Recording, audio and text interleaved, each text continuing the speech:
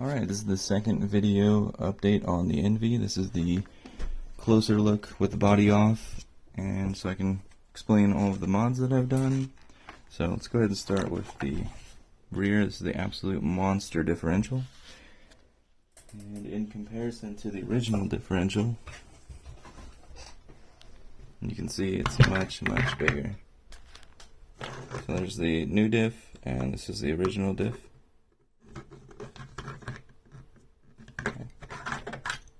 And you can see the gears. So this is the original pinion, and this is the new pinion. Absolutely monster. This is the new ring. That's the old ring gear. Much bigger teeth to be able to handle all of the power that this Castle 1415 is pushing out. And also with the 50C 3-cell battery of the Sidewinder 4, it's pushing out a lot of power. So originally it was snapping the axles, so I put in these GPM steel axles, and that solved that problem, but then it started stripping the ring gear. So I've made it all much bigger, and it seems to be working great now. These knuckles here are 5mm extended to be able to handle the bigger diff, just 10mm wider. So these rear knuckles have 5mm extension, which I actually think works great for the wheelbase, because this thing used to, when it had, crazy droop like this, like it has a lot of travel, the rear wheels would be significantly shorter wheelbase than the front.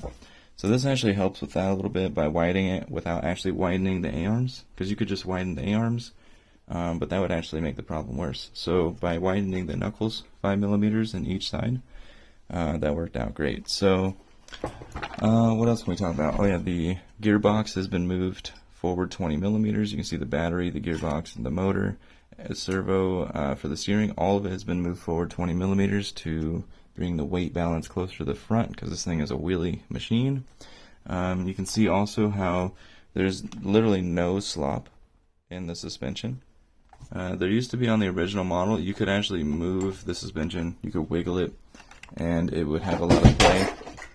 So this actually doesn't have any play anymore, and that's because of these new modified upper A-arms that have a connecting point on both sides of the shock tower, and I have that for both front and rear.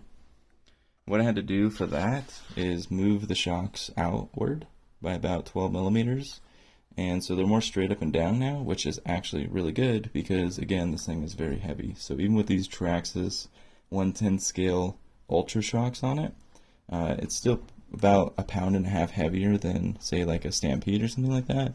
So, or like a Slash. So this actually helps the shocks have more potential by having them straight up and down and less of an angle. And I did the same for the front. And that was also the main reason why I did it, like I said, is to allow this spot here to fit in between the shock, and you can see it just barely fits. But I also gained the advantage of having them be straighter up and down so that it gives it more springability.